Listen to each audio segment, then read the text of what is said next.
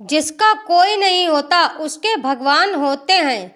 कर्म फल भोगना पड़ेगा, सब श्री कृष्ण पर छोड़ दो। नमस्कार दोस्तों, स्वागत है आपका हमारे चैनल वास्तु टिप्स 33 में। आइए इस कथा के माध्यम से जानते हैं। किशोर का जन्म एक संपन्न परिवार में हुआ था। उसके पिता नगर के प्रसिद्ध सेठ थे। परिवार में कोई कमी नहीं थी। किशोर के दो बड़े भाई थे जो पिता के व्यापार में उनका हाथ बटाते थे, किंतु किशोर के लिए सब कुछ ठीक नहीं था। किशोर जन्म से ही नेत्रहीन था, इस कारण उसका सारा जीवन घर में ही व्यतीत हुआ था। उसको घर में ही सभी सुख साधन उपलब्ध रहते थे। नेत्रहीन के अतिरिक्त किशोर के लिए एक और कष्टकारी स्थिति थी, वह यह कि उसकी मां का निधन छोटी उम्र में ही हो गया था। यद्यपि किशोर के पिता और उसके भाई उससे अत्यधिक प्रेम करते थे और उसकी सुख सुविधा का पूर्ण ध्यान रखते थे, किंतु व्यापार की व्यस्तता के चलते वह घर में अधिक समय नहीं दे पाते थे। किशोर का जीवन सेवकों के सहारे ही चल रहा था, जिस कारण किशोर के मन में विरक्ति उत्पन्न होने लगी। वह ठाकुर जी के ध्यान में लीन रहने लगा। धीरे धीरे ठाकुर जी के प्रति उसकी भक्ति बढ़ती चली गई। अब उसका सारा समय ठाकुर जी के ध्यान और भजन कीर्तन में व्यतीत होने लगा। उसके पिता और उसके भाइयों को उससे कोई आपत्ति नहीं थी। उन्होंने उसको कभी इस कार्य से नहीं रोका, किंतु समय की गति को कौन रोक सकता है। समय आने पर दोनों बड़े भाइयों का विवाह हो गया। आरंभ में तो सब ठीक रहा, किंतु धीरे धीरे किशोर की भाभियों को किशोर अखड़ने लगा। किशोर भी अब युवा हो चला था। उसकी दोनों भाभी किशोर से बात करना बिल्कुल भी पसंद नहीं करती थी। पहले तो वह इस बात को मन में छुपाए रही, किंतु धीरे धीरे इस बात ने किशोर के प्रति ईर्ष्या का भाव ले लिया। अपनी भाभियों की इन भावनाओं से अनभिज्ञ किशोर उनमें अपनी मां का रूप देखता था और सोचता था कि उसकी मां की कमी अब पूर्ण हो गई है। धीरे धीरे ईर्ष्या विकराल रूप धारण करती जा रही थी। कुछ दिनों बाद किशोर के पिता का भी देहांत हो गया। अब किशोर पूर्ण रूप से अपने भाइयों और भाभियों पर ही निर्भर हो गया था। उसके भाभियों का प्रेम अभी उसके प्रति वैसा ही बना रहा, किंतु कहते हैं कि पत्नी के आगे किसी की नहीं चलती। अवसर देख किशोर की भाभियों ने अपने पतियों को किशोर के विरुद्ध भड़काना आरंभ कर दिया। जैसे जैसे समय बीतता गया उनका षड्यंत्र बढ़ता गया। अतः वह दिन भी आ गया जबकि किशोर के भाई भी पूर्ण रूप से किशोर के विरुद्ध हो गए। अब उनको भी किशोर अखड़ने लगा था। इन सब बातों से अनभिज्ञ सहज सरल हृदय किशोर अभी भी ठाकुर जी की भक्ति में ही लीन रहता था। वह अपने भाइयों और भाभियों के प्रति मन में किसी प्रकार की शंका नहीं रखता था, किंतु ऐसा कब तक चलता। आखिर एक दिन भाइयों के पत्नियों ने अपने पतियों को समझाया कि इस नेत्रहीन के मोह में क्यों फंसे हो, इससे मुक्ति प्राप्त करो, अन्यथा एक दिन तुमको अपनी संपत्ति इसके साथ बांटनी पड़ेगी। इस संपत्ति पर इसका अधिकार ही क्या है, उसने जीवन भर किया ही क्या है, फिर इसको संपत्ति क्यों दी जाए। फिर भाइयों के मन में कपट घर कर गया। फिर एक दिन सब मिलकर किशोर से कहा, अब हम तुम्हारा बोझ और अधिक नहीं उठा सकते, इसीलिए हम तुम्हारा रहने खाने का प्रबंध कहीं और कर रहे हैं।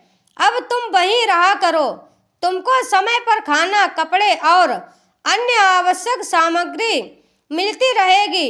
तुमको किसी प्रकार का कोई कष्ट नहीं होने देंगे। अपने भाइयों के मुख से अनायास ही इस प्रकार की बात सुनकर किशोर अवाक रह गया। वह नहीं समझ सका कि वह क्या बोले। उसकी आंखों से झरझर आंसू बहने निकले, किंतु वह कुछ भी बोल पाने की स्थिति में नहीं रहा।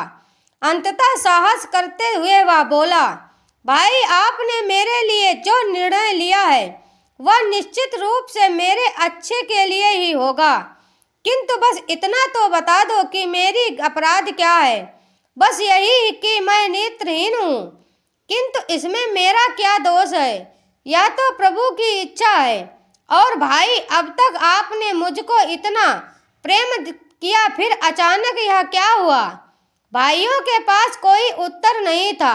वह उसको छोड़कर चले गए। अब किशोर पूर्ण रूप से अनाथ हो चुका था, किंतु ऐसा नहीं था। जिसका कोई नहीं होता उसके भगवान होते हैं। और फिर किशोर तो ठाकुर जी का दीवाना था, फिर वह भला कैसे अनाथ हो सकता था? दुखी मन किशोर ठाकुर जी के ध्यान में खो गया। उसके मन से स्वर निकल उठे, हे गिरधर गोपाल, करुणा सिंधु कृपाल, वक्त वत्सल मोह लीजो समाल। अगले यही दिन किशोर के रहने का प्रबंध एक अन्य स्थान पर कर दिया गया। वह स्थान एकदम वीरान था। न किसी का आना था, न किसी का जाना था। कुछ पशु पक्षी वहां विचरते रहते थे। थोड़ी ही दूर से जंगल आरंभ हो जाता था। किशोर के खाने पीने और देख रेख के लिए एक सेवक की नियुक्ति कर दी गई। प्रतिदिन सुबह नाश्ते का प्रबंध और दोपहर तथा रात्रि के भोजन के प्रबंध किशोर के भाई और भाभी कर देते थे। उसके वस्त्र भी घर से धुलकर आ जाते थे। किशोर ने कुछ भी विरोध नहीं किया, वह उसमें ही संतुष्ट रहने लगा। उसका नियम था, वह जब भी कुछ भोजन करता पहले अपने गोविंद का स्मरण करता, उनको भोजन अर्पित करता और उस भोजन के लिए धन्यवाद देकर तब भोजन ग्रहण करता। कुछ दिन यह क्रम चलता रहा। इस बीच किशोर की दोनों भाभियों को पुत्र रत्न की प्राप्ति हुई। उसके बाद उनको किशोर का यह प्रति दिन का खाने और वस्त्र का प्रबंध भी अखड़ने लगा। तब दोनों भाभियों ने मिलकर एक भयानक षड्यंत्र रचा। उन्होंने किशोर से अनभिज्ञ सेवक भोजन लेकर पहुंचा और किशोर को भोजन सौंप दिया। किशोर ने भोजन प्राप्त किया और प्रतिदिन की भांति भोजन गोविंद को अर्पित किया। अब जिसके साथ गोविंद सदा रहते हों उसके सामने कोई षड्यंत्र भला क्या करता। गोविंद के भोजन स्वीकार करते ही भोजन प्रसाद के रूप में परिवर्तित हो गया। किशोर ने सुखपूर्वक भोजन किया, तत्पश्चात भगवान का धन्यवाद किया और लग गया हरि भजन में। उधर दोनों भाभी प्रसन्न थी कि चलो आज पीछा छूटा। अगले दिन अनजान बनकर उन्होंने फिर से प्रातः का नाश्ता तैयार किया और सेवक के हाथ भेज दिया, इस आशा में कि थोड़ी ही देर में सेवक उनके मन को प्रसन्न करने वाली सूचना लेकर आएगा। नाश्ता देकर जब सेवक वापस लौटा तो किशोर को कुशल जान उनको बड़ा आश्चर्य हुआ। वह दोनों पाप बुद्धि यह नहीं जान पाई कि जिसका रक्षक दया निधान हो उसका भला कोई क्या बिगाड़ सकता है। उन्होंने सोचा हो सकता है कि किसी कारणवश किशोर ने रात्रि में भोजन ही ना किया हो। ऐसा विचार कर उन कुटिल स्त्रियों ने अपने मन की शंका का समाधान स्वयं करने की ठानी। उस दिन उन्होंने दोपहर के भोजन में किशोर के लिए खीर बनाई और उसमें पहले से भी अधिक तीक्ष्ण विष मिला दिया। वह स्वयं ही खीर लेकर किशोर के पास गई और किशोर से बड़े ही प्रेम का व्यवहार किया और पूछा कि आज तुम्हारा चेहरा कुछ उदास लग रहा है, क्या रात्रि में भोजन नहीं किया? अपनी भाभियों को वहां देख निर्बल मन किशोर बहुत प्रसन्न था। वह बोला, नहीं भाभी, मैंने तो भोजन किया था, भोजन बहुत स्वादिष्ट लगा था। यह तो आपका प्रेम है जो आपको ऐसा प्रतीत हो रहा है।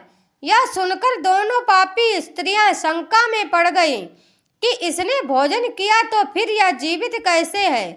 उनकी पाप बुद्धि ने अभी उनका साथ नहीं दिया और वह सत्य को नहीं पहचान पाई। उन्होंने मन में विचार किया कि किशोर हमसे झूठ बोल रहा है। तब उन्होंने प्रेम पूर्वक किशोर को खीर देकर कहा, आज हम तुम्हारे लिए अपने हाथ से खीर बनाकर लाई हूँ और अपने सामने ही खिलाकर जाऊंगी। उनके कपटपूर्ण प्रेम के नाटक को किशोर नहीं जान पाया और उसकी आंखों में आंसू आ गए। उसने प्रेम से वह खीर ली और खाने बैठ गया, किंतु खाने से पूर्व वह अपने गोविंद को नहीं भूला। उसने प्रेम पूर्वक गोविंद को स्मरण किया, उनको खीर अर्पित किया, तत्पश्चात प्रेम पूर्वक खाने लगा। फिर कैसा विष और कैसा षड्यंत्र, वह सुखपूर्वक सारी खीर खा गया। उधर उसकी भाभियों ने उसको खीर खाते देखा तो सोचा कि इसकी तो मृत्यु अब तो निश्चित है, इसीलिए यहाँ रुकना उचित नहीं होगा। ऐसा विचार कर वह तुरंत ही वहाँ से निकल गई। खीर खाने के बाद किशोर ने भाभी को धन्यवाद कहा, किंतु वह वहाँ होती तब ना किशोर को बहुत आश्चर्य हुआ कि अनायास ही वह दोनों कहाँ चली गईं। जब कोई उत्तर नहीं मिला तो उसने भगवान का पुनः स्मरण किया और हरि भजन में तल्लीन हो गया। उधर दोनों भाभी प्रसन्न मन अपने घर पहुंची तो देखा घर में कोहराम मचा था। देखा तो पता चला कि उन दोनों के पुत्रों ने कोई विषैला पदार्थ खा लिया है, जिससे उनकी मृत्यु हो गई। यह देख दोनों को काटो तो खून नहीं की स्थिति में पहुंच गई। अब उनको अपने पाप का एहसास हो गया था। वह जान गई कि भगवान ने उनको उनके कर्मों का दंड दिया है। वह दोनों धारे मार मार कर रोने लगी और खुद को कोसने लगी। उधर एक सेवक दौड़ा दौड़ा किशोर के पास पहुंचा और सारी घटना सुनाई। यह सब सुनकर किशोर एकदम से विचलित हो गया और रो पड़ा। वह सेवक से बोला, भाई मुझको वहां ले चलो। सेवक किशोर को लेकर घर पहुंचा। वहां जाकर किशोर ने देखा कि सभी लोग जोर जोर से विलाप कर रहे हैं।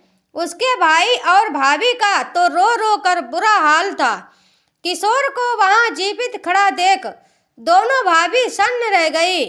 अब उनको इस बात का विश्वास हो गया था कि जिस किशोर को उन्होंने ठुकरा दिया और जिसकी हत्या करने की कोशिश करी, भगवान स्वयं उसके साथ हैं।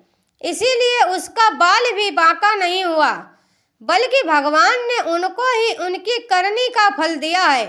वह दोनों कुटिल स्त्रियां किशोर से भयभीत हो उठी और उसके पैरों में गिरकर अपने सारे अपराध स्वीकार कर लिए और उनसे हाथ जोड़कर माफी मांगने लगी। किशोर और उसके भाई उन दोनों के इस षड्यंत्र को जानते थे, किंतु किशोर तो वहां उन बच्चों के लिए आया था। किशोर ने सेवक से कहा, मुझको बच्चों तक पहुंचा दो। सेवक ने ऐसा ही किया। बच्चों के पास जाकर किशोर ने श्री गोविंद को स्मरण किया और प्रार्थना की, हे गोविंद, आज मेरी लाज आपके हाथ में है। इन दोनों मासूमों को जीवन दान दो या फिर मेरा भी जीवन ले लो। ऐसी प्रार्थना कर किशोर ने दोनों बच्चों के सर पर हाथ रखा। ठाकुर जी की लीला अपने भक्त की पुकार को कैसे अनसुना करते। पल भर में ही दोनों बच्चे जीवित हो उठे। यह देख किशोर के भाई और भाभी को बहुत लज्जा आई। उन्होंने किशोर से अपने कर्मों के लिए क्षमा मांगी और कहा कि अब उसको कहीं जाने की आवश्यकता नहीं है, अब यही रहेगा। पहले की ही तरह किशोर के भाई और भाभी बहुत लज्जित हुए जा रहे थे। सारा समाज उनको बुरा भला कह रहा था। सबने यही कहा कि अंत में भाई का माता है, जिसको उन्होंने निर्दयता से ठुकरा दिया था। उन सभी को सारी रात नींद नहीं आई। अगले दिन सभी ने मिलकर किशोर को वापस लाने का निर्णय किया। सब लोग मिलकर किशोर के पास पहुंचे, किंतु किशोर तो पहले ही सब कुछ भाप चुका था। वो लोग जब किशोर के निवास पर पहुंचे तो किशोर वहां नहीं था, वह वहां से जा चुका था। भाई भाभी को बहुत पश्चाताप हुआ। उन्होंने किशोर को आसपास बहुत खोजा, किंतु वहां नहीं मिला। निराश मन सब लोग वापस लौट गए। उधर जंगल में कहीं दूर सुर लेनिना गूंज रही थी, हे गिरधर गोपाल, करुणा सिंधु कृपाल, वक्त वर्षल मोह लीजो समाल। जय श्री कृष्णा। राधे राधे।